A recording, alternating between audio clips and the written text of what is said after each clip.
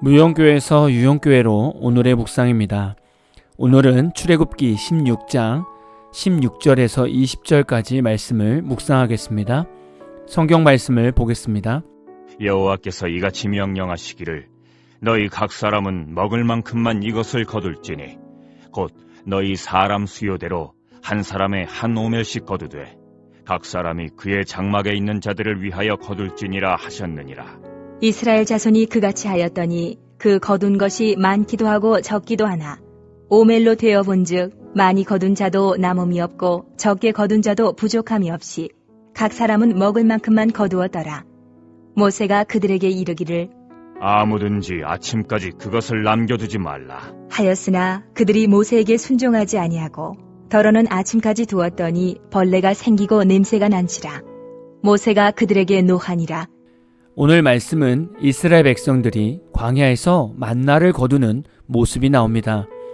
만나는 아침 이슬이 마른 후에 광야 지면에 작고 둥글며 서리같이 가늘게 생긴 것입니다. 이 만나는 한 사람의 한 오멜씩 거두게 하셨습니다. 한 오멜은 약 2리터 정도 되는 양입니다.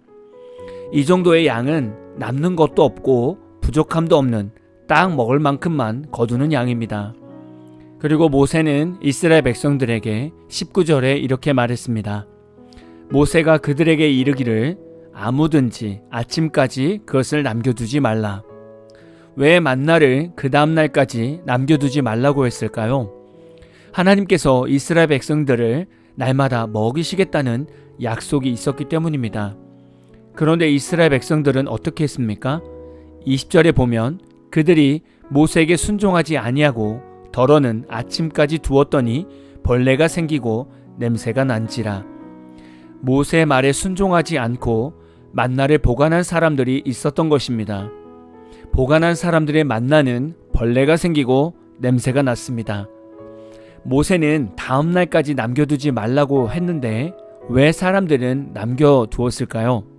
내일 양식이 없을까봐 남겨둔 것입니다. 출애굽기 16장 4절에서 하나님은 명확하게 약속해 주셨습니다. 그때에 여호와께서 모세에게 이르시되 보라 내가 너희를 위하여 하늘에서 양식을 비같이 내리리니 백성이 나가서 일용할 것을 날마다 거둘 것이라. 하나님께서는 이스라엘 백성들에게 하늘에서 양식을 주는데 비같이 내려주셔서 날마다 일용할 양식을 거두게 할 것이라고 말씀하셨습니다. 그럼 이스라엘 백성들이 만나를 남겨두는 행위와 하나님의 이 말씀은 완전히 대조가 되는 상황입니다. 하나님은 날마다 비같이 내려주시겠다고 말씀하셨는데 이스라엘 백성들은 하나님을 믿지 못하고 만나를 남겨둔 것입니다. 바로 이것이 염려병에 걸린 것입니다. 우리의 신앙생활을 가장 힘들게 하는 것이 염려병입니다. 이 병에 걸리면 이것을 이길 장사가 없습니다.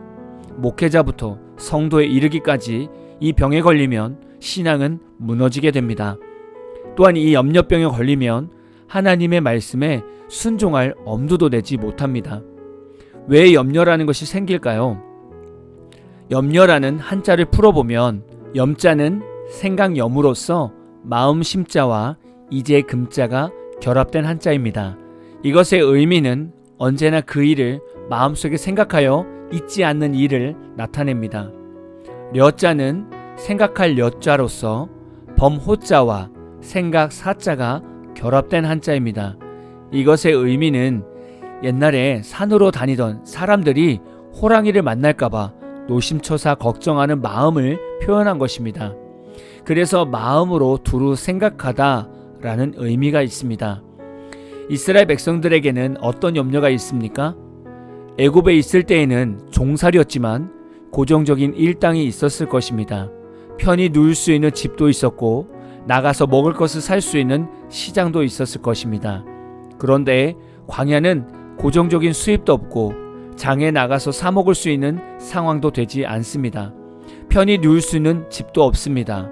지내만 하면 다시 떠나야 하는 떠돌이 신세로 살아가고 있습니다.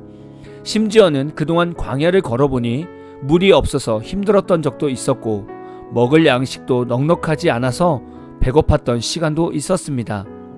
항상 부족함을 느낄 수밖에 없던 곳이 광야길이었던 것입니다. 이스라엘 백성들에게는 내일을 기대하기보다는 내일이 늘 걱정되는 곳이 광야였습니다. 그래서 만나라는 양식을 거둘 때에도 이스라엘 백성들 가운데서는 염려가 올라오는 것입니다. 지나온 광야 생활들이 마음속에서 잊혀지지 않고 계속 마음에 두고 생각하는 것입니다. 만약에 하나님이 내일 일용할 양식을 안 주시면 어떻게 하지? 라는 생각이 늘 있던 것입니다. 이것이 염려병에 걸린 이스라엘 백성들의 영적 상태입니다. 우리도 마찬가지 아닙니까? 경제적으로, 생활적으로 힘들어봤던 분들은 잘 아실 겁니다.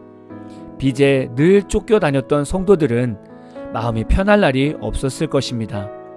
이런 상황일 때 사업이 잘 되면 어떻게 됩니까?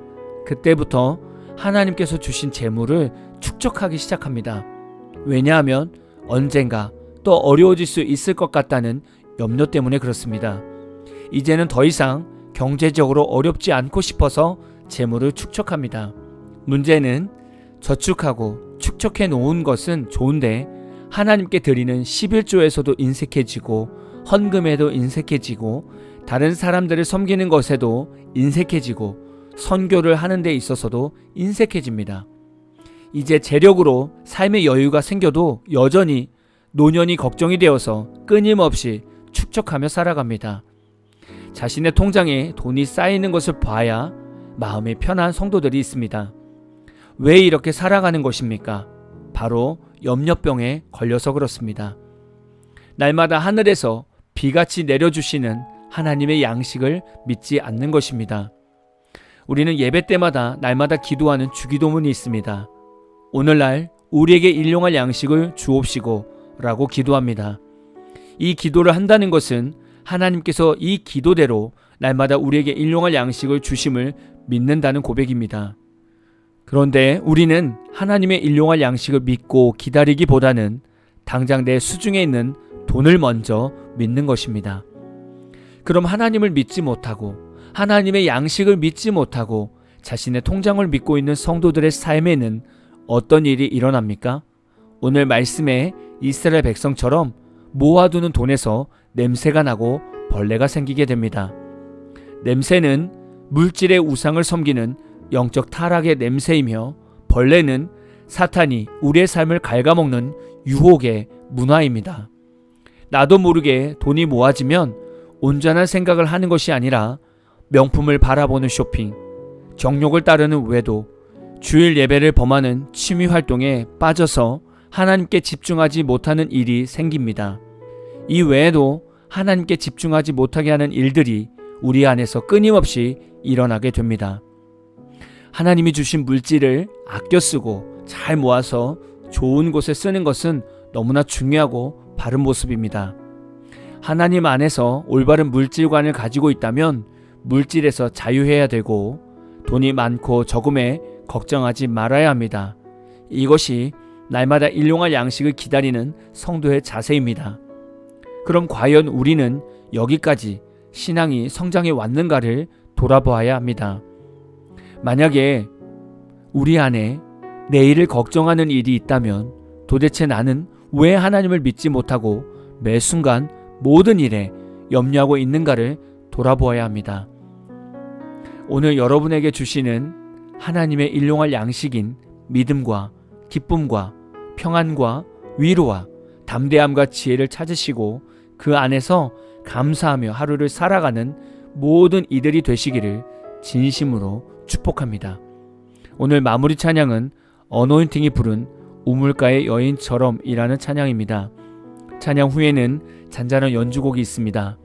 말씀을 생각하면서 기도하는 시간을 가져보십시오.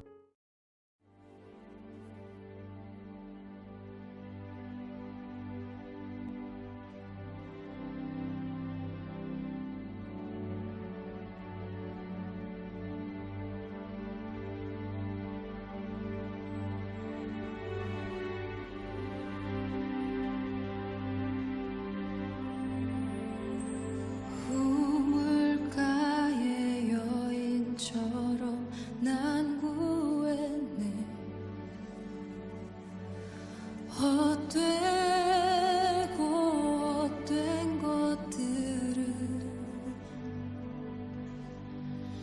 그때 주님 하신 말씀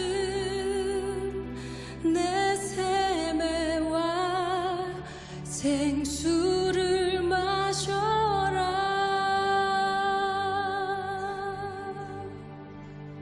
오 주님, 오 주님, 채우소.